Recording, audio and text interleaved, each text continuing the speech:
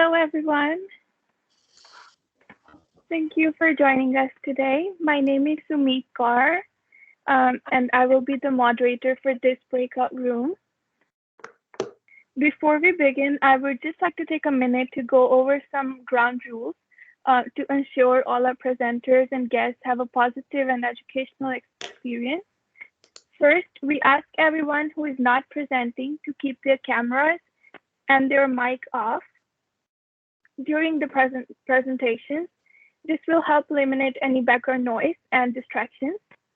If you have a question or comment, please type it in the chat and we will go through them at the end during our Q&A session. Presentations need to stay within 15 minutes. When time is up, I will ask the presenter to wrap it up so we can move on to next presentation. This is to ensure that everyone gets enough time to share their research. I will turn my camera on when there's 1 minute left, and I will give a 1 minute warning. And lastly, we would just like to remind everyone that this session is being recorded. Thank you, and I would like to pass it on to our first presenter, Dr. Clayton Smith. Thank you, Sumit. That's great. And we'll get started with our session. I'm going to share my screen just so everybody can see what I can see. And there we go. Okay. So this is our presentation. Has Fatima joined us? Maybe not. So in that case, let me start, I suppose, and see if we can get it all going. So this is a session called Engaging Diverse International Students, Promising Online Teaching Practices. You can see the group that is there in front of you, who I'll introduce in just a minute. They are part of the Teaching International Students research group that is the sponsors of the symposium you're at today. So this is our research. So this is about us. You've been hearing a little bit about me. I'm an associate professor at the University of Windsor, Faculty of Education, but I have sort of had a checkered pathway through, and that is I spent 30 years as an administrator at 4 institutions before returning to teaching several years back. But international students have always been a passion for me, and that's why I do what I do. Dr. Zhou, who you'll meet in just a second, is a professor in the Faculty of Education as well. He's also our Associate Dean Pre-Service, and he works in the area of chemistry, physics, teacher candidates, and basically science education.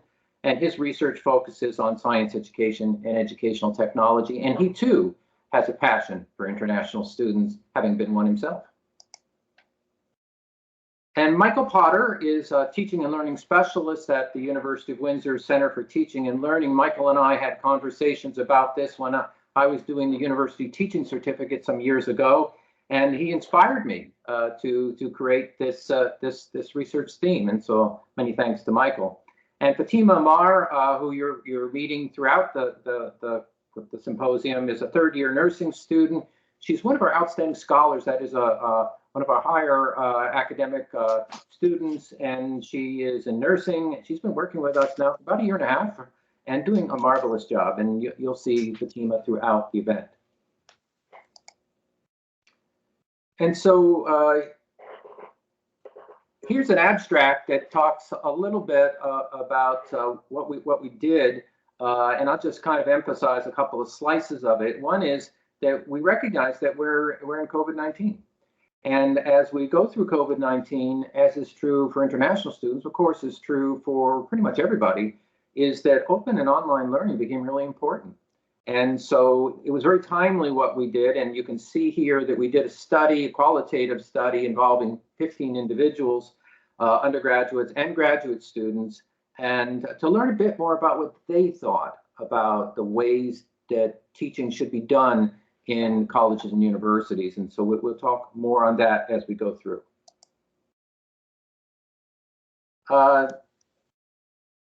here's an introduction. I'm going to turn this over to Dr. Joe and let him jump in here for a moment and give a little bit of a view on what we did, how we got this thing started. Dr. Joe?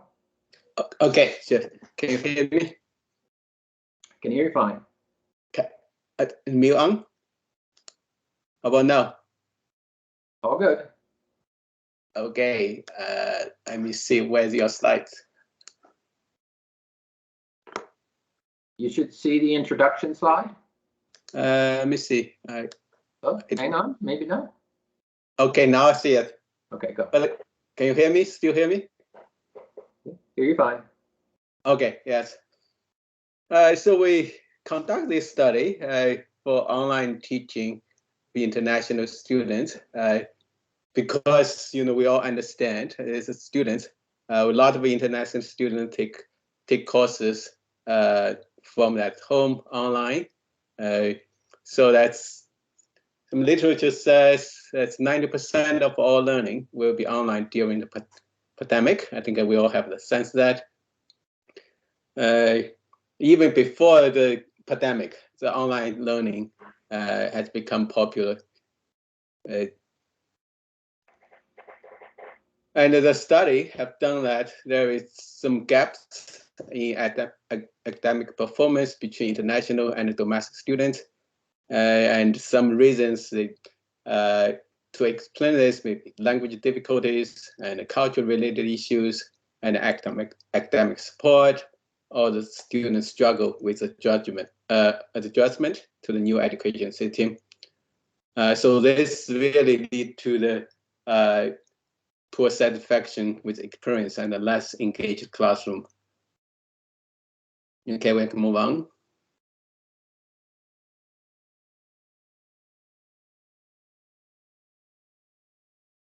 Okay, so it's a field theory guide our study. Tino's student retention model. This model really talking about it's whether students go to job or stay on in the program. It's really based on that social integration and academic integration in the new learning environment.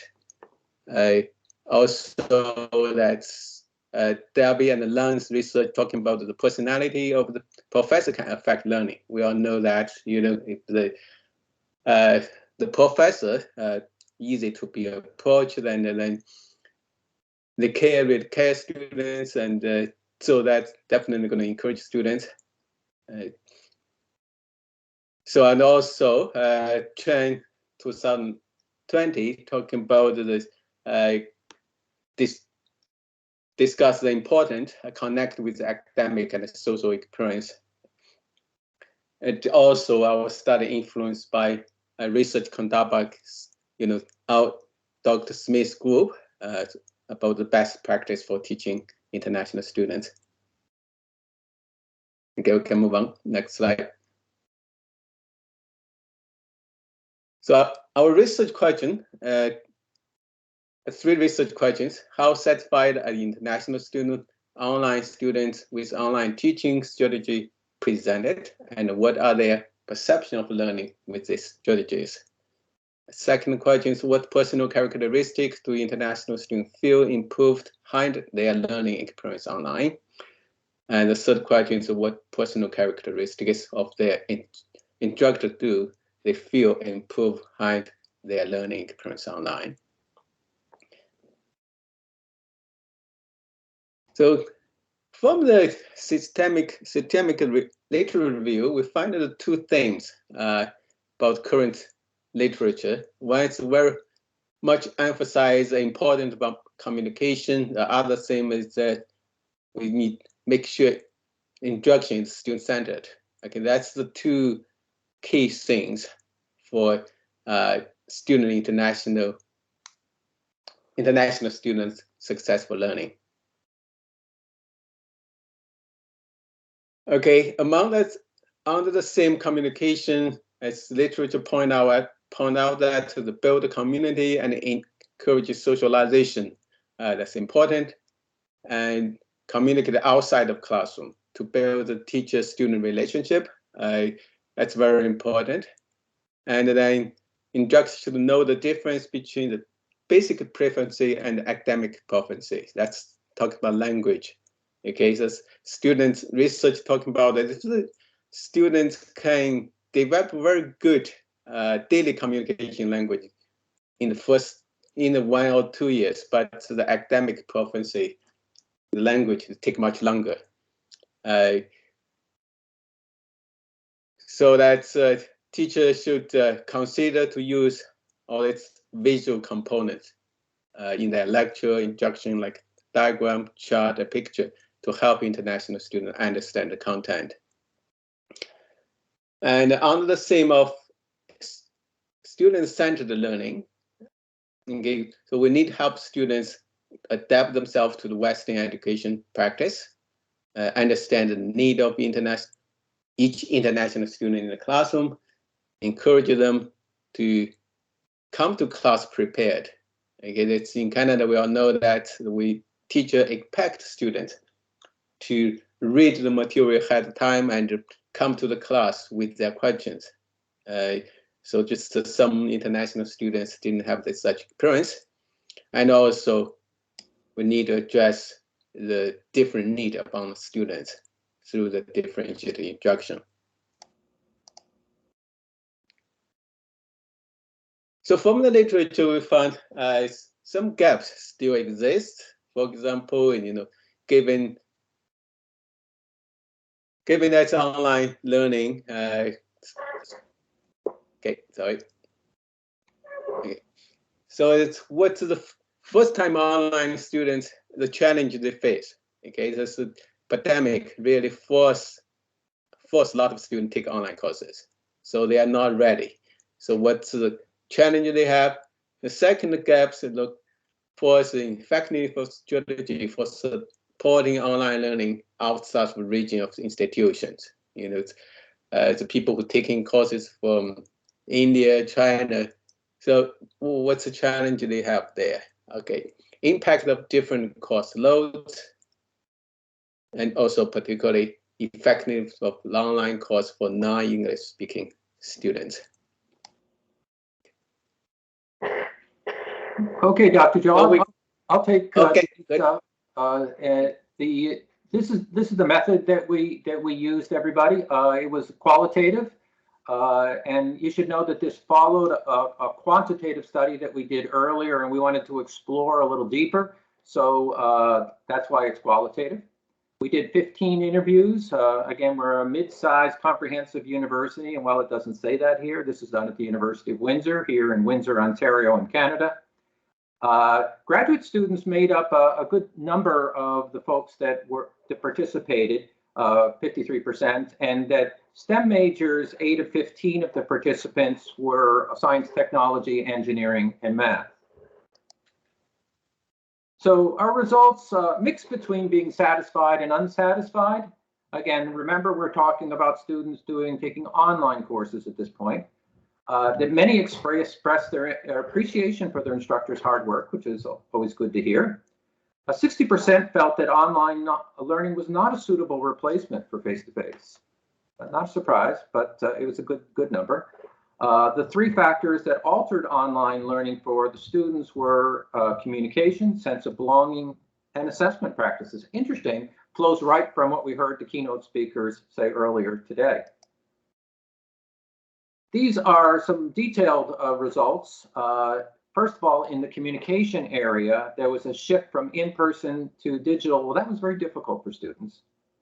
The concern with communication during lectures and assignment feedback, that is, the way in which the instructor chose to share their information and the way in which they provided feedback was a question for students.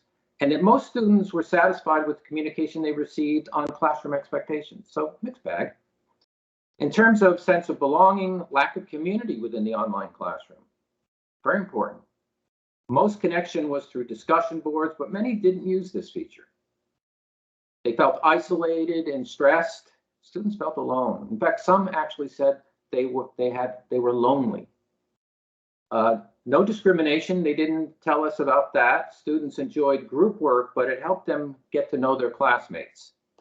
And then the last area here is on assessment practices. And there were drastic differences in grades between members of the same project. And they think that's something that we should be thinking about. They said there was not enough variety in assessments. Mostly just use multiple choice kinds of exams and fairly traditional forms of assessment, not the holistic kinds of stuff we were hearing about earlier.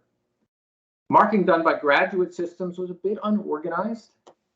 And lastly, some believed grading was fair. So again, mixed bag, some feeling one way, some feeling another way. In terms of an overview, communication was really the biggest change. With students explaining that their online learning experience was unsatisfactory because of drastic changes in communication. And so what they're saying here is that while we're moving and we've gotten better, there's probably some things that we can do to enhance the way we communicate with students in online learning environments. The second sort of overall comment is that overall participants agreed that there was a lack of community. That is, there are some things that we need to do to create more community in our classes. And then assessment practices changed for the worse, and many students believe these changes were unfair. Also something we need to think about. In terms of discussion and some conclusions, the literature states the importance of clear communication, building community within the classroom, and fair assessment practices, and our study backs that up. We noticed that the negative perception of online learning was due to the lack of these practices. And that is in the case where there was a performance of these kinds of areas, students did, in fact, say they were unsatisfied. And the following teaching practices are what we might call promising teaching practices, and these should be emphasized if we could. And they include things like clarifying classroom expectations, being aware of diversity and inclusion, fostering a positive online learning environment, and focusing on student-centered teaching. And that might include co-development of teaching, as we were hearing about before. It's important that professors, teachers, and institutions continue to provide supportive environments and use best practices to teach online international learners. So these are some of the things that we learned along the way. And we'll stop there for any questions that you might have, or we'll take questions at the end. So we'll stop there and turn it back over to our moderator. Thank you so much, Dr. Smith. You were right on time.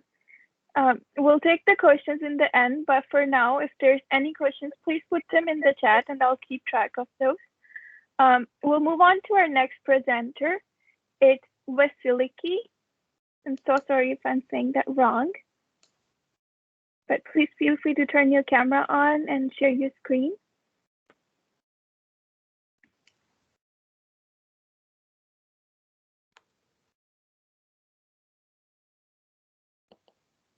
Vasiliki, do we have you here? If you're having any issues, please type it in the chat and I can assist you.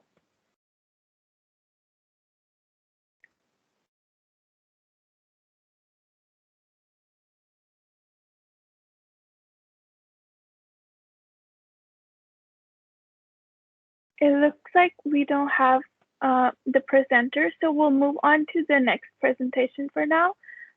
Violet Adams.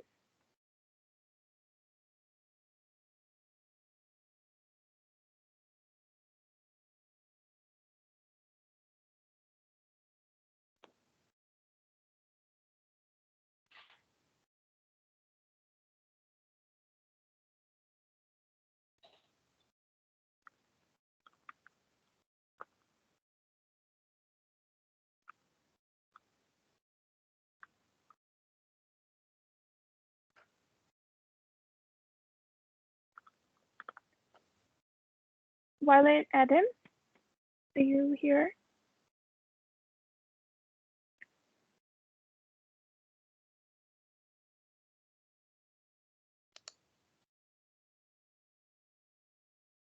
Okay, we'll just take half a minute to figure out, and we'll start with the questions instead.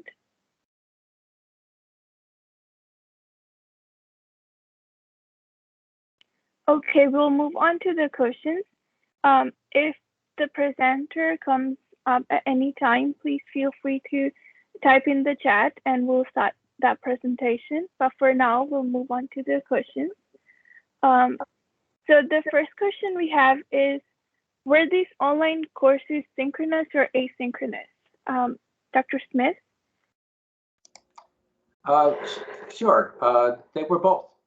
We had some of the classes that the students attended were completely asynchronous, and some of them were a combination of synchronous and asynchronous, and some of them were just straight remote instruction being synchronous. What probably most of students experienced was a blend of the two, but there were some students who had only synchronous. Okay, and also keep in mind that about 65-ish% of them were graduate courses. Okay, so we were talking about graduate international students and their experiences. Is there anything further you'd like to know? I also had. Sorry. You go ahead. Yeah, I have one question. So was this study specific to the online format, like virtual classes, or did you also refer to any on-campus studies, or when the classes were on campus? Okay, this particular study, we chose to focus exclusively on students taking online classes. Okay. Partly for what we were trying to figure out for this symposium is that what are the preferences of international students. So essentially the gist of our research was to give a voice to students in this process. What we found in the literature is much of what was being said by professors, or being said by academic administrators, or perhaps even presidents and provosts. But we weren't seeing so much from students. And so the whole thrust of what our research group does is give voice to students. And so the key here wasn't what does open learning or online learning specialist X feel is the best way to teach international students, but what do international students think is the best way to teach them? And so for many of them, they come to Canada, in our case, to experience a different way of learning. And if they wanted to take online, they would have sort of essentially signed up for online. In the case that we're talking about students who didn't sign up for an online program and found themselves in online instruction. And so it wasn't going at it in the way in which you might at first think. And so I think that's the reason we did what we did. Now, you should know that we do other studies and have done other studies. They're available on the website if you'd like to take a look. That talks a look about what is the face-to-face experience of international students in these same areas. Interestingly, they're not that different. This idea of being learning-centered and student-centered, focusing on communications, taking into account culture and different ways of knowing, these are all present in both forms of instruction. Does that help? Yes, thank you. We have another question from Angela. Did students report differences in the feelings of connection between asynchronous and synchronous? Absolutely. The interesting thing is we found some students who had asynchronous felt very connected, which is very interesting. But there are also students who were kind of advanced in the graduate programs.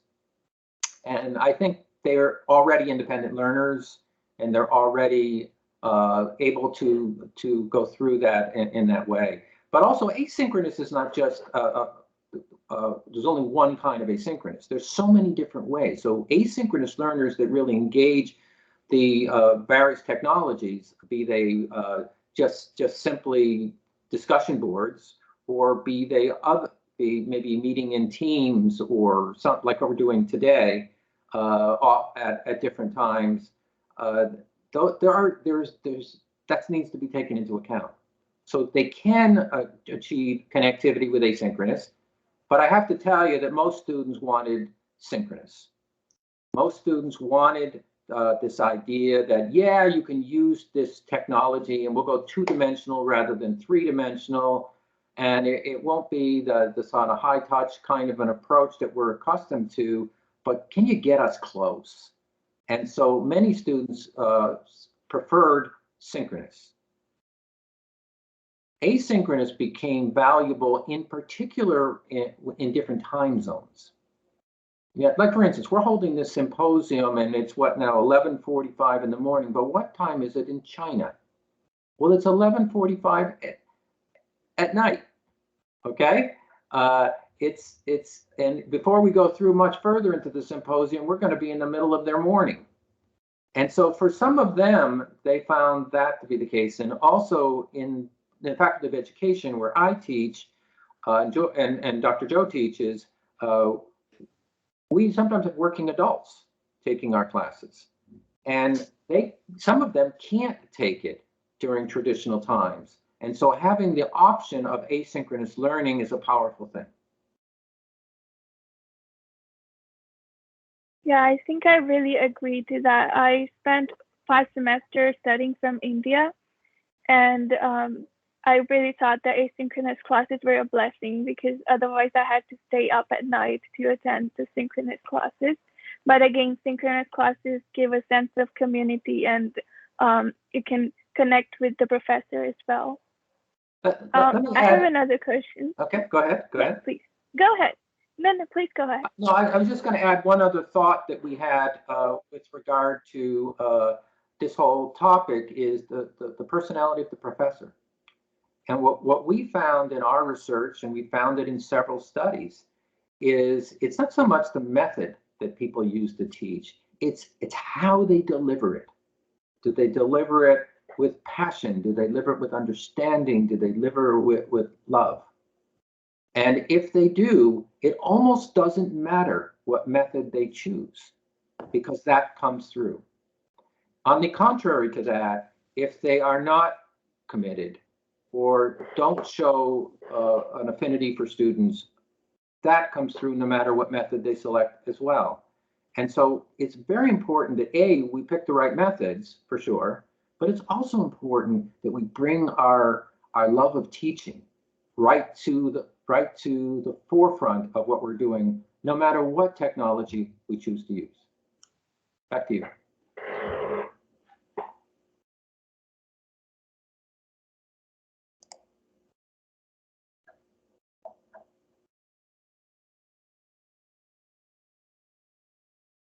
Yeah, I'm so sorry. I was having trouble turning my mic on. That's okay.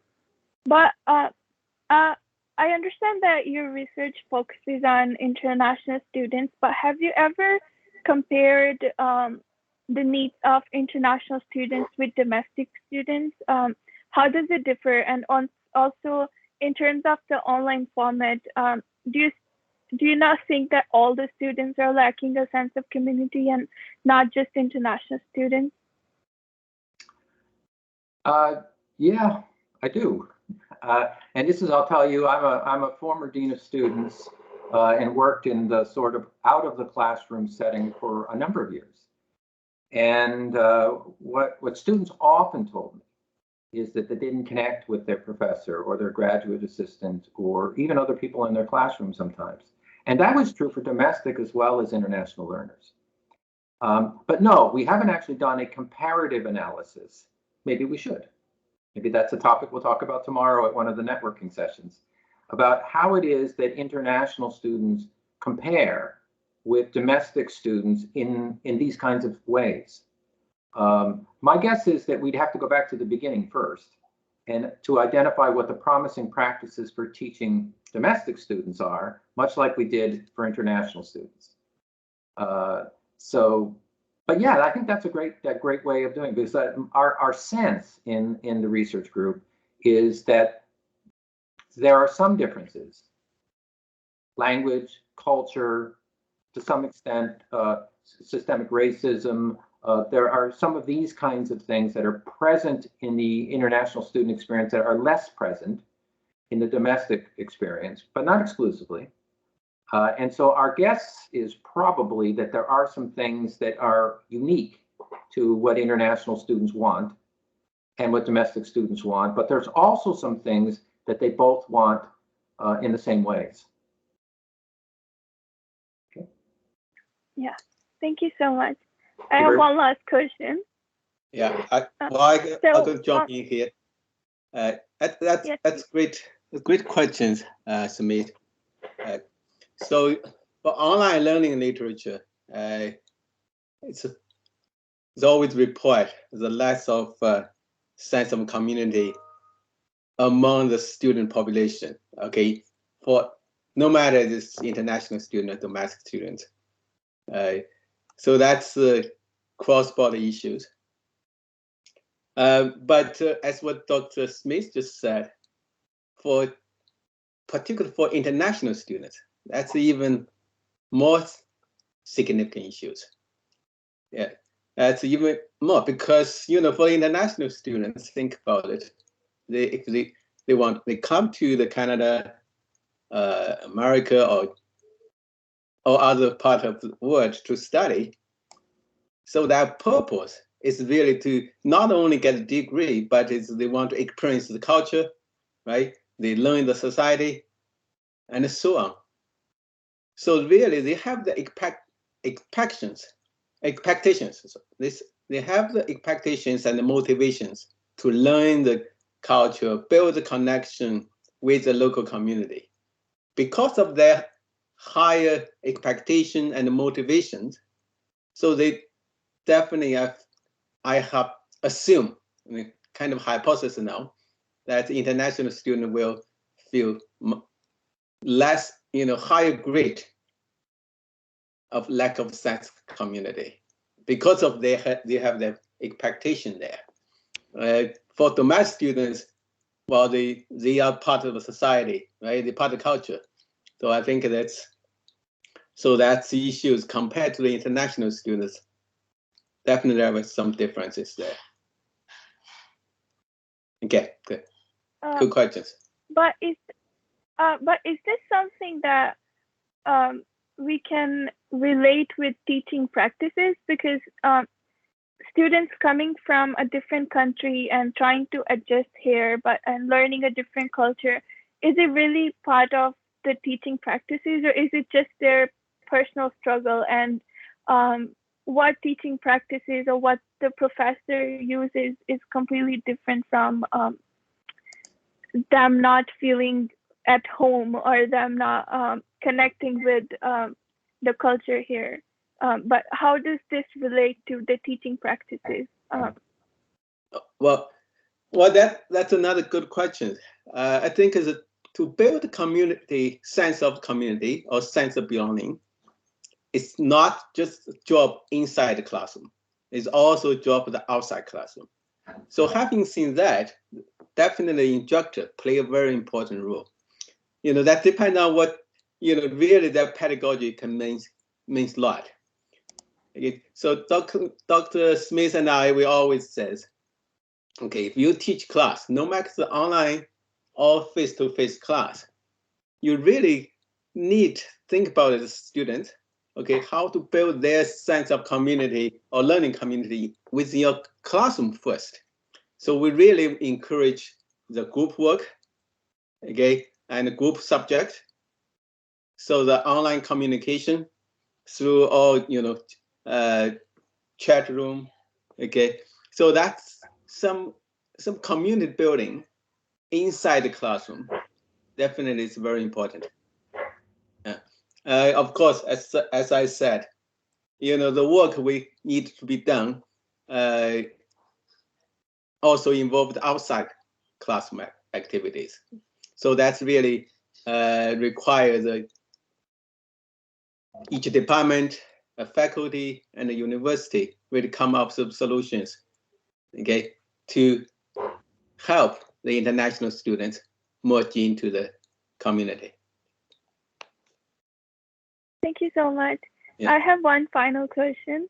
So whatever results you had in the past or now, how were those ever put into practice before, or how are you planning to put those results into practice or communicate with the professors to apply those results or tell them that this is what international students are facing? Dr. Smith, I think. So that was actually what when we started down this path 3 or 4 years ago, what we were really headed toward. And that is, if we could actually identify the promising practices that students wanted, and we could help our professors use those practices, well, wouldn't learning get better? And wouldn't students be happier? And that's essentially the premise that we had way back when. What we have done is some initial studies that point us in that direction. Now we've done one that focused on STEM versus non-STEM students a short time ago, so we know what the differences are between, say, an arts student and an engineering student. We have now looked at online learners, and we're hoping to actually look at high school learners in the next year, and also this whole idea of microaggressions that occur that are racially based. And those are some of the next sort of steps that we're looking at. I'm sure there'll be others, and maybe some of them will come out of this symposium.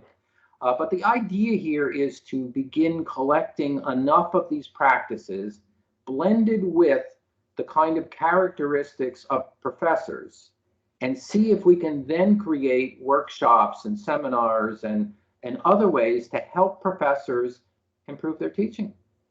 So at the University of Windsor, I probably would imagine that we would teach some workshops through our Center for Teaching and Learning, through our Office of Open Learning, maybe even ones that are faculty specific, because we have some of that information now too. So what it's gone away from is anecdotal to research and evidence-based practices. And now it's time to share. And the symposium was one of the ways that we were hoping to get the word out, not only to our faculty, but to faculty across the world, that there are some ways doing this. So we have in our sort of radar this idea of helping instructors improve the way they teach so that international students are more satisfied. Yet to come. Okay, I think I'll jump in here. That's great. Thank you, Dr. Smith. Again, we are doing something. Definitely, we know this problem. We're doing something. And also, as Dr. Smith said, we have done a number of projects to find what's the problem, where is the student's expectation located. So a couple of years ago, I did a study on the international cohort student class. I particularly look at the student participation in the classroom. I feel that's important issues. Literature talking about the international students lack the opportunity, less engaged in the classroom, the discourse. So of course, this is going to lead to their lack of sense of belonging. So we conduct the interview with the students, international students, and as well as teachers, their instructors. We want to find out the reasons behind this, the less engagement of international students. Okay, and then we report these findings back to the faculty, and then we hope they're going to make some difference. And the recommendations from that study really say, a couple of major ones I feel that's related to your questions. Okay. So we really encourage the teachers, okay, when you teach the students, when you teach the class, involve the international students, okay? Don't just rely on students, raise their hands to answer questions. You have to, purposely pick up students, international students, okay? Give them a chance to speak, that's one. Secondly, okay, in terms of grouping, the teacher need to make some controls about the grouping among the students. You cannot say, okay, go find your own group. But that end up going to be domestic students stay with domestic students, international students stay with international students, do the homework. So that's the issue we find out. So we recommend that instructor said, no, you couldn't let them just group themselves. Okay, you purpose to mix up the international students and the domestic students. Okay, another suggestion really feel that the instructors, the teaching. Okay, we all know that. Okay, we want to internationalize our curriculum, right? Internationalized curriculum, okay, will not happen if the teacher don't pay attention to the content they're going to deliver. They have to change the content as well, not only the pedagogical approach. So content, what that means, okay? For example, in our faculty of education, when we talk about the education system, talk about education policy, you cannot just talk about only Canadian education policy or education system.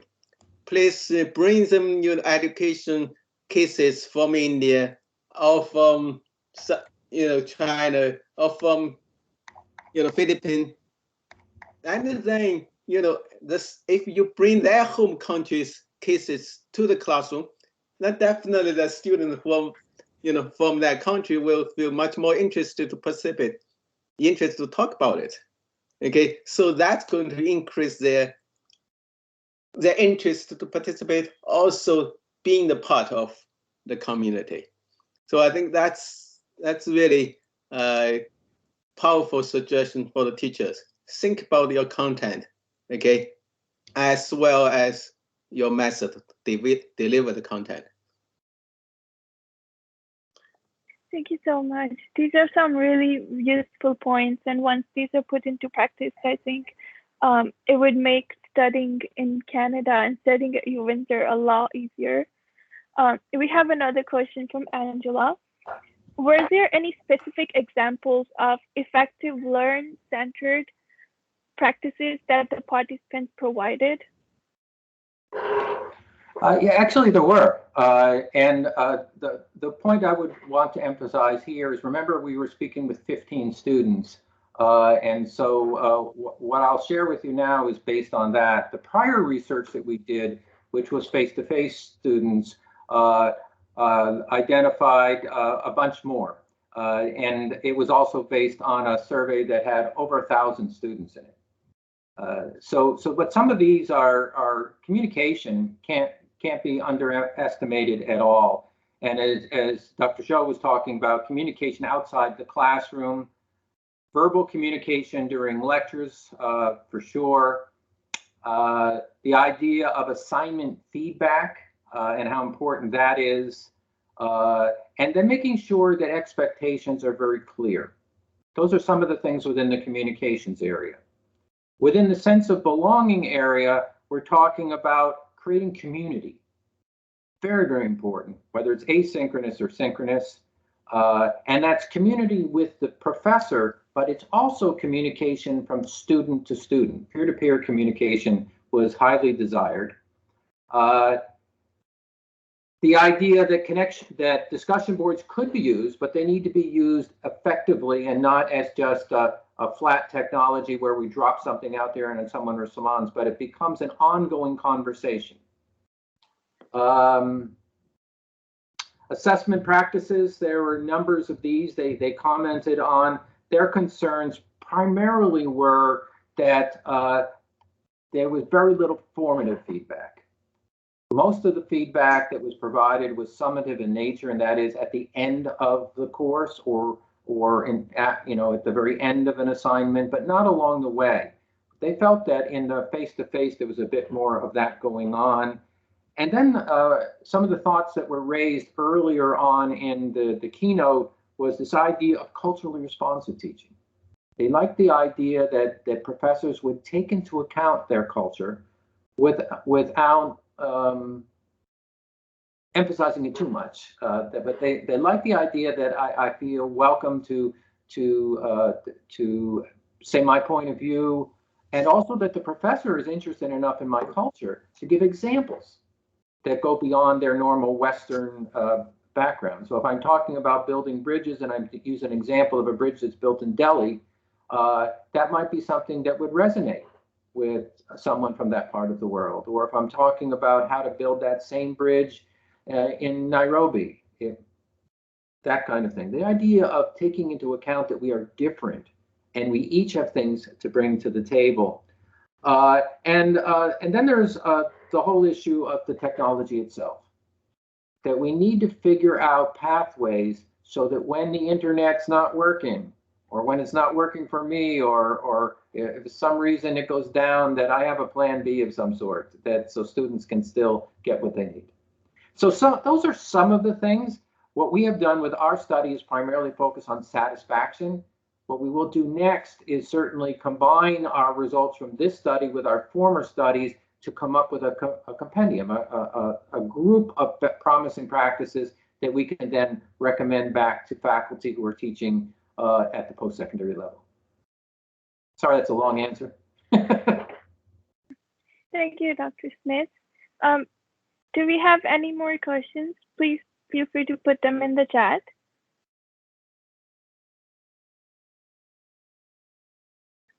While people are thinking, let me just throw out an idea here, and this comes from me as the organizer of the symposium, and Dr. Zhou is also one of the organizers, is that some of what you're talking about are opportunities for us to begin doing collaborative research between the participants of the symposium. And so tomorrow we have set up some networking sessions where we can come together and chat about what some of those might be.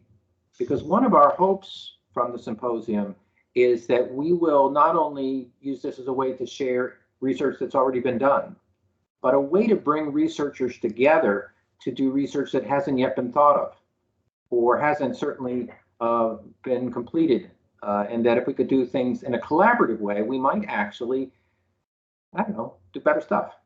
So if you're thinking about those kinds of things and you're out there listening to us and maybe you're shy to ask a question, tomorrow is a great time to come forward and just drop into one of those networking sessions, maybe bring some research ideas with you, and we'll see if we can match you up with people that are interested in doing it. Thank you so much, Dr. Smith. It looks like we are done with our session. Thank you so much, Dr. Zhou and Dr. Smith, for amazing presentations and such an insightful discussion. Please feel free to go to other breakout rooms and other sessions, and we will end this session right here. Thank you so much, everyone. Thank you for joining.